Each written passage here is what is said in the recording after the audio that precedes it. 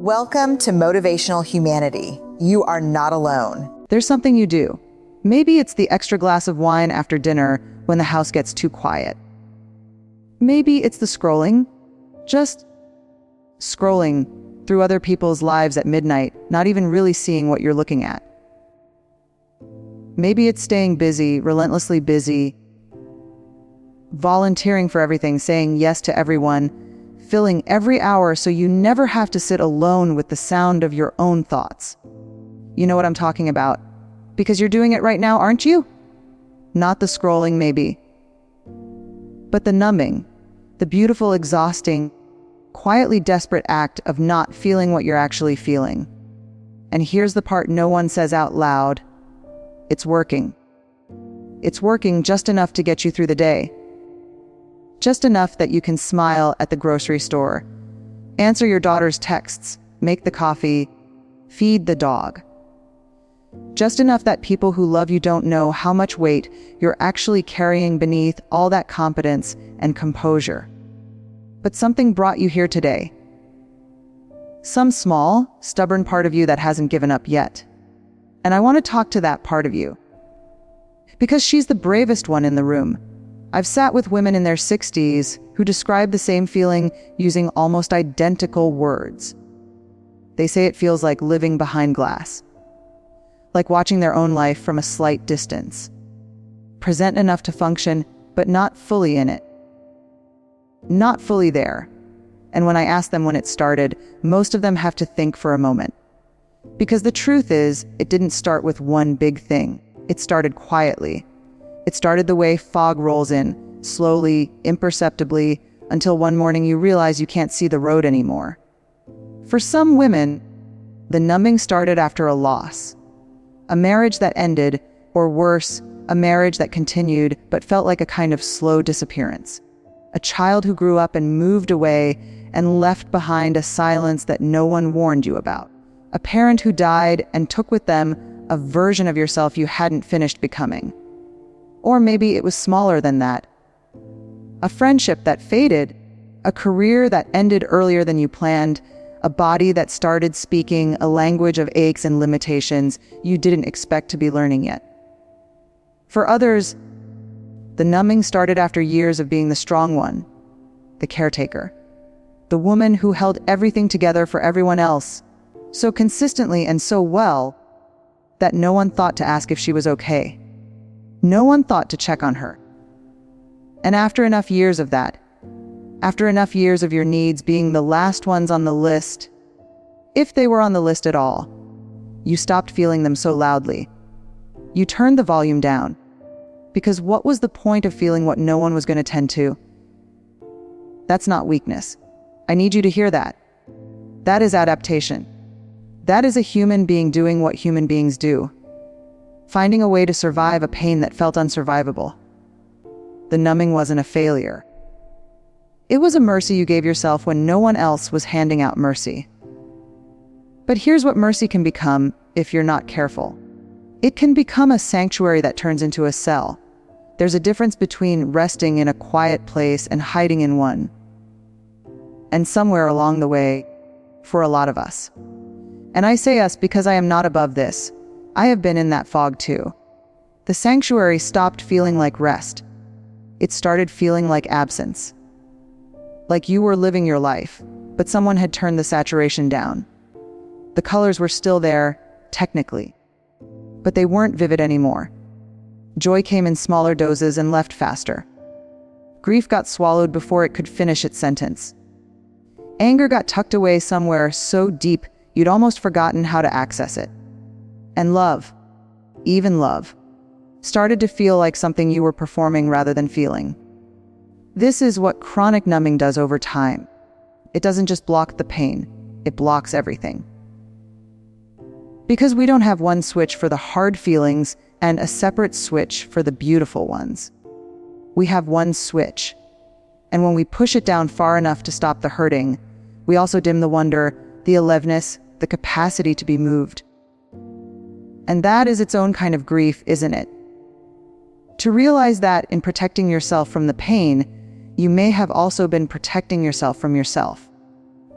I want you to stay with that for a moment before we go further. Because everything we're going to explore together, the why, the how, the what comes next, it only matters if you're willing to acknowledge that something real is happening inside you. Not a flaw, not a failure, not evidence that you're broken or dramatic or too old to be this unresolved. Evidence that you are human, fully, completely, undeniably human. And that the quiet whispers you've been trying to outrun, they're not there to hurt you. They're there because they love you. And they've been waiting patiently for you to be ready to listen. So let's do something that might feel a little uncomfortable. Let's stop calling it stress and start calling it what it actually is. Because stress is a word we use when we don't want to admit how deep the water actually is. I've just been so stressed lately. Sounds manageable. It sounds like something a good night's sleep and a weekend away could fix. It lets us keep moving. It lets the people around us feel like they don't need to worry too much. But you and I both know there are things living underneath that word that haven't been named in a very long time. Maybe ever. So let's name them. Gently. Without judgment. The way you'd pull back a curtain in the morning, not ripping it open, just letting a little light in. Because the things we refuse to name have a particular kind of power over us. They grow in the dark. They get heavier in the silence. And the moment we finally say their name out loud, even just to ourselves, something shifts. Not everything, but something. Here's what I've come to understand after years of sitting with women in this particular chapter of life. The years between 55 and 75 are not a gentle plateau. They are, for many women, one of the most emotionally complex passages a person can walk through. And the culture doesn't prepare you for that. The culture hands you a kind of soft erasure around this age. You're supposed to be settling in, grateful, graceful, done with the hard part. But nobody told the pain that. Because this is the season when the losses start to stack. And I'm not just talking about the obvious ones, though those are real and they are heavy. I'm talking about the layered, accumulating grief of a life that is changing shape in ways you didn't fully consent to. Your body is different. Not just different, it's communicating in new ways, demanding attention, slowing down in places you didn't expect. And for many women, that carries a grief that isn't socially acceptable to speak about. We live in a world that tells women their physical form is their currency, and menopause, aging, the changing of the face, and the body you've lived in for more than half a century, that's a loss. It's allowed to be a loss, even while you're also at peace with it. Both things can be true. Your roles are shifting. The children who needed you so completely, who defined so much of your sense of purpose, they have lives now that don't center on you the way they once did. And you love that for them. Of course you do. But there's a hollow space where the needing used to be, a quiet room in the house of your identity where you keep walking in and finding nothing familiar. Mothers don't talk about this enough. The grief of no longer being essential in the way you once were. The strange, disorienting pride and sorrow of having done your job so well that you've made yourself less necessary. Your relationships have thinned. Friends have moved away, drifted apart, or been taken by illness or death. The social architecture of your 50s and 60s often looks very different from the rich, bustling network of your 30s and 40s. And loneliness at this age has a particular texture. It's not the lonely of being young and searching. It's the lonely of having known fullness and now navigating its absence. That is a different, quieter, more bewildering ache. And then there's the one we speak about least. The marriage or the relationship or the lack of one.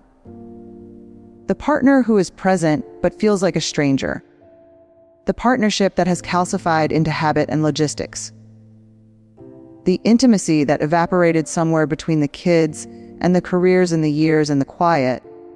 Mutual neglect that neither of you meant and both of you participated in. Or the absence of partnership altogether. the aloneness that comes after divorce or death, or simply a life that didn't arrange itself the way you imagined it would. These are not small things. These are the unspoken truths that live beneath the word stress. And here's where the numbing makes complete sense. Of course you pour the wine. Of course you stay up too late watching television that requires nothing from you. Of course you overschedule yourself, or overeat, or over-exercise, or disappear into your phone, or keep yourself perpetually busy with everyone else's needs.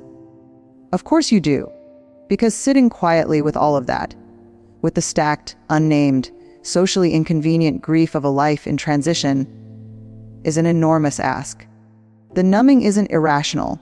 The numbing is logical. It's what a smart, capable, resourceful woman does when the pain feels too large and the world doesn't seem to have a proper place for her to put it down. But here is the thing about carried weight. And I mean the weight we carry emotionally, the kind that doesn't show up on any scale. When you carry something long enough, you stop noticing how heavy it is. Your body adjusts. Your posture changes. Your stride shortens. And you adapt so completely that you forget what it felt like to move freely. You forget that the weight isn't you, that it's something you've been holding, and that there is a difference. I want to ask you something, and I want you to really let yourself answer it. Not the answer you'd give to a friend, or a doctor, or your daughter, the real one. When was the last time you felt genuinely, fully, at peace in your own body, in your own life, without needing anything to take the edge off? Not happy, necessarily. Peace is different from happiness. Happiness comes and goes. Peace is a quieter thing.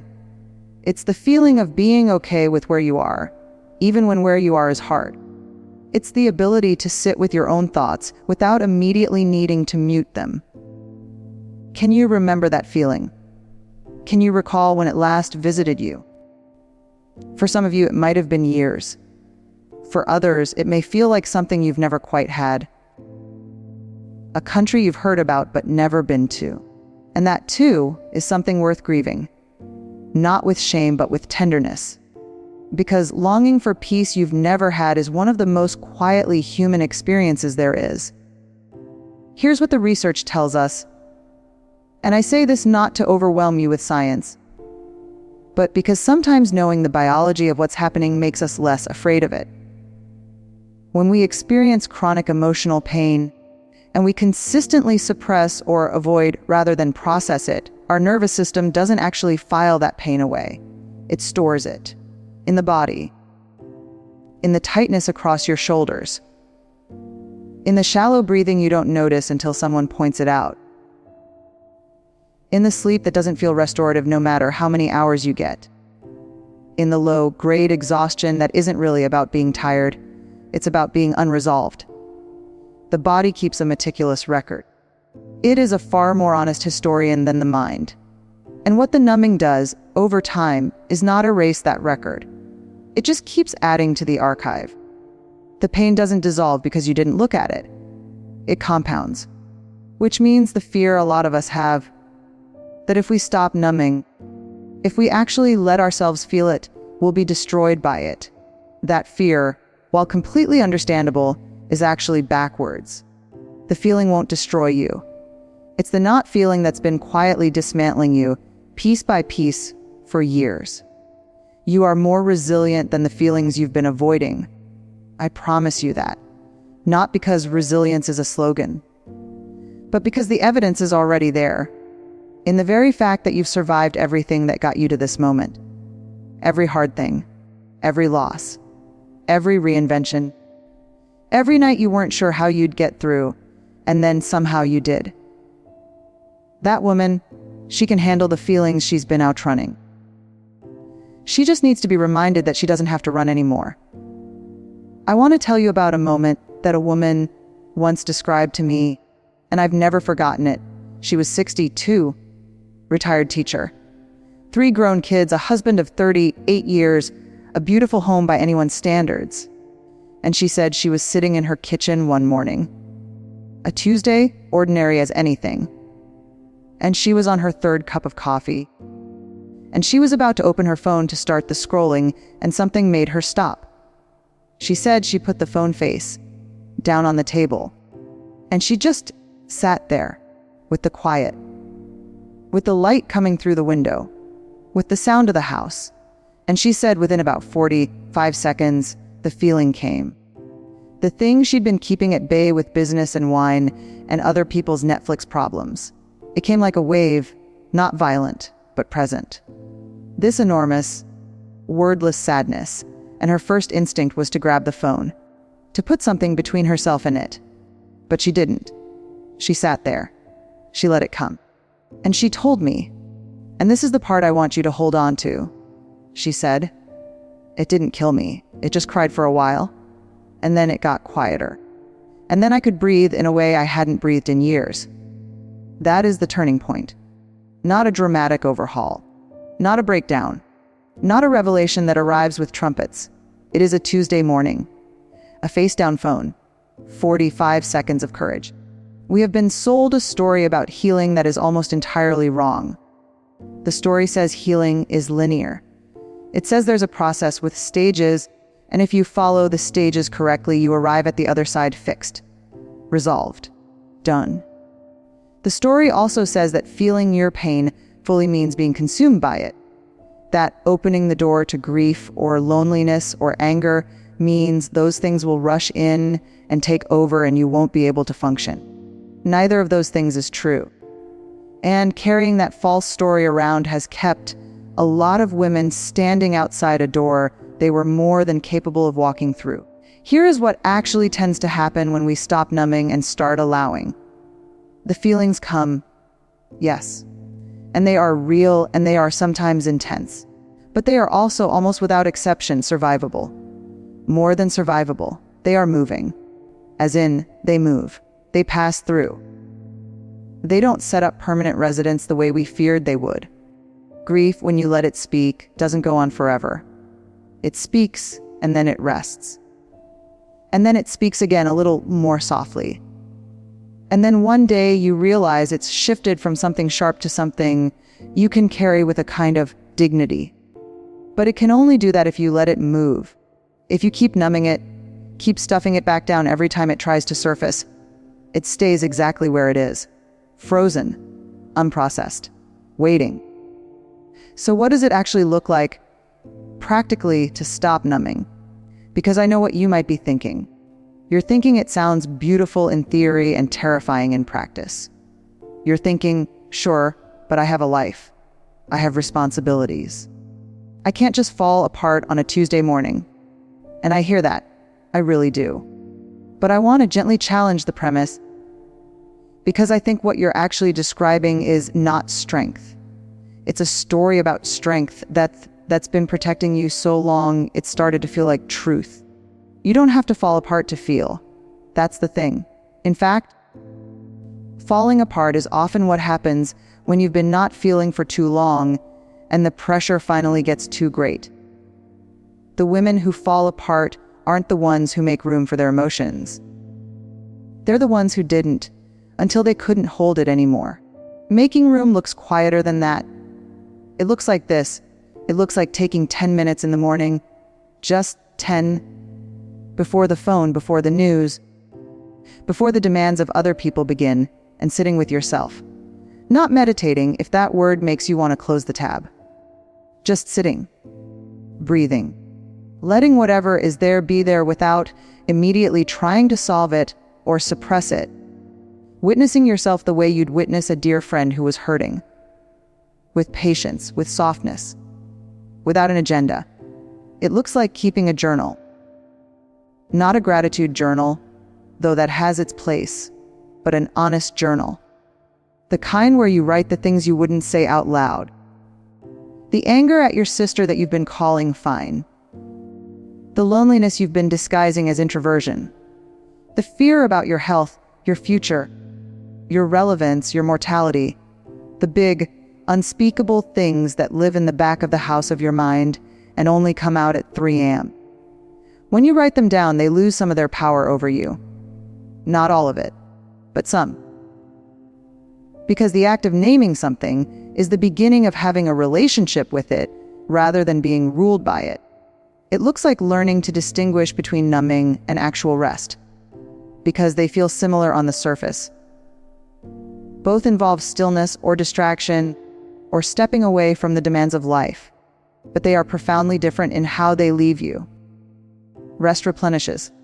Numbing depletes, even when it looks like rest. The question to start asking yourself is not, am I stopping? But, how do I feel after? Do you feel restored, or do you feel vaguely hollow? That hollow feeling is important information. It's your inner life flagging that something wasn't nourishment. It was avoidance in comfortable clothing. And then there is something else. Something that I think is perhaps the most important piece of all, and the one most women in this season of life resist the most fiercely. Asking for help, letting someone in, allowing yourself to be witnessed. There is a particular kind of loneliness that comes from being the capable one. From being the woman that everyone relies on, that no one worries about, that seems to have it together. And there is a particular kind of invisible suffering that lives inside that role. Because the capable woman has often learned, through years of experience, or childhood conditioning, or both, that her needs are less important. That asking is weakness. That burdening others is a sin she refuses to commit. But here is the unspoken truth beneath all of that noble self-sufficiency. You cannot heal in isolation. Human beings are not built for it. We are wired, literally, neurologically wired, for connection, for being known, for having our pain witnessed by another person who doesn't flinch, doesn't minimize, doesn't immediately try to fix us, but simply stays. Simply says, I hear you. I see you. You're not alone in this. That experience of being truly heard does something to the nervous system that no amount of self-care practices can fully replicate. It regulates, it soothes. It reminds the most frightened part of you that you are not as alone as the silence has been suggesting. This doesn't have to mean therapy, though therapy can be extraordinary. It can mean one honest conversation with one trusted friend where you stop performing okayness and just tell the truth. It can mean finding a group of women who are walking similar terrain, and they exist, I promise you, in more places than you think. Women who are done with the performance. Women who are willing to say the real thing. Women in whose company the weight we carry can finally be set down for a little while. The turning point is not a transformation, not a reinvention, not a dramatic pivot that changes everything overnight. The turning point is a decision, made quietly, in an ordinary moment, to stop running from yourself, to turn toward the feeling instead of away from it, to say, maybe for the first time, I'm here, I'm listening, tell me what you need, to become, at last, the sanctuary you've been searching for everywhere else. Part 4. The reawakening. What waits for you on the other side? I want to tell you something that nobody puts on the brochure for this season of life. There is an aliveness available to you right now. Right now, at this exact age, in this exact body, with all of this exact history, that is deeper and more genuine than almost anything you felt in your 30s. I know that sounds impossible. I know the culture has spent considerable energy convincing you that aliveness is something that belongs to the young, that it peaks early and then we spend the rest of our years managing the decline, staying comfortable, being sensible, not wanting too much. But that's not what I've witnessed. That is not what happens to women who do the work of coming back to themselves.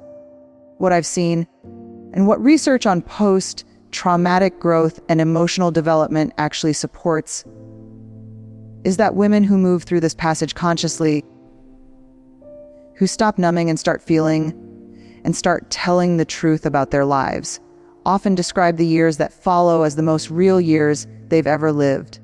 Not the easiest, not without grief, but real in a way that younger years, for all their energy and possibility, often weren't.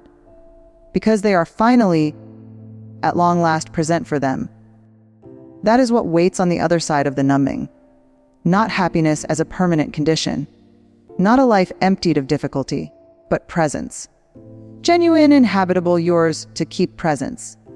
Let me describe what the reawakening actually feels like, because I think we need a map for this territory, not a detailed itinerary. That's not how inner life works, but a few landmarks. So when you encounter them, you recognize them for what they are. The first thing that tends to happen when the numbing starts to lift is that the colors get louder. I mean that almost literally. Women describe noticing things they'd stopped noticing. The quality of light in the late afternoon, the smell of rain, the particular pleasure of a good cup of tea drunk slowly and without distraction. These aren't dramatic experiences. They're small. But they feel significant because they represent the return of something that had gone quiet inside you. The capacity to be moved by ordinary beauty. To be genuinely here for the small, gorgeous moments of being alive. This is not nothing. This is actually everything. Because a life is made of small moments, and when you've been moving through them behind glass, present in body, absent in spirit, you miss most of them. The reawakening is, in large part, the returning of your own attention to your own life. And that is a gift that doesn't require anything external. It doesn't require a new relationship or a different body or a bigger bank account or a better set of circumstances. It requires only that you show up fully for what is already here. The second landmark is what I call the return of your own voice. One of the quietest casualties of long-term numbing is the slow erosion of knowing what you actually think, what you actually want, what you actually feel about the people and choices and circumstances of your life. When we've spent years suppressing the uncomfortable feelings, we often accidentally suppress the whole conversation, and we find ourselves, if we're honest, making decisions from habit, or from obligation, or from a faded blueprint of who we used to be, rather than from any genuine current reckoning with who we are now and what we need now. The reawakening brings that voice back, softly at first, just a quiet whisper, a small preference that surfaces unexpectedly, a realization that something you've been doing out of obligation no longer serves you, a flicker of desire for something creative or adventurous or simply more honest, that you haven't let yourself feel in longer than you can remember. Listen to those whispers. They are not impractical. They are not selfish. They are not the indulgences of a woman who should know better at her age. They are the voice of a self that has been waiting with extraordinary patience for you to remember that she matters. Because here's what I need you to understand about this chapter of your life. And I say this with complete conviction, having seen it again and again. This is not the chapter of diminishment. This is the chapter of distillation. Everything that was performative, everything that was maintained for other people's comfort, everything that was fear dressed up as responsibility. This is the season when all of that can finally be set down. Not recklessly, not without care for the people you love, but consciously, deliberately, with the hard-won wisdom of a woman who has carried enough to know what's worth carrying and what isn't. You are not too old to want things. You are not too complicated to be loved. You are not too far gone to feel joy, real joy, not the performed kind, not the everything's fine kind, but the deep, bodily grateful, almost surprised kind that arrives when you've stopped pretending and started living. There is a word I want to leave you with. It's a word that doesn't get used enough in conversations about this season of life, and it should be used more. The word is becoming. We tend to think of becoming as something that happens in youth. You become an adult, you become a parent, you become established in your career or your community or your sense of self. And then the story implies the becoming is done and what follows is simply being. But I don't believe that. I have never believed that. I think you are still becoming. Right now, in this body at this age with this history, I think the truest, most distilled, most courageous version of you is not behind you. It is not the younger woman you used to be and can't return to. She was wonderful. She got you here. Honor her. But she is not the whole story. The woman you are becoming, the one who has stopped numbing and started feeling, who has set down the performed okayness and picked up something more honest, who has looked at the weight she's been carrying and finally said enough. She is someone worth becoming. She is someone worth the discomfort of the passage. She is someone worth fighting for. So here is what I want to ask you to do. Not a 10-step program. Not a complete overhaul of your life. Just one thing. One small, brave Tuesday morning kind of thing. Tonight or tomorrow morning, or in whatever quiet pocket of time you can find, put the phone down. Close the laptop. Turn off the thing you've been using to drown out the quiet, and just sit. For 5 minutes, maybe 10. And when the feeling comes, because it will come, it always comes when we stop running from it. Don't reach for the exit. Don't pour the wine or pick up the phone or find somewhere else to be. Just stay. Just breathe. Just let it be there. Say to it silently, the thing it has needed to hear from you for a very long time. I'm here. I'm not leaving. You can speak now. And then listen. Not to fix it. Not to solve it or schedule it or manage it into something more convenient. Just listen the way you would listen to someone you love. With patience. With presence. With the quiet, radical belief that what's inside you, even the hard parts, especially the hard parts, deserves to be heard. Because here is the truth that all the numbing in the world cannot change, no matter how long we run from it. You are not too much. You have never been too much. The pain you've been carrying isn't evidence that something is wrong with you. It's evidence that you have lived.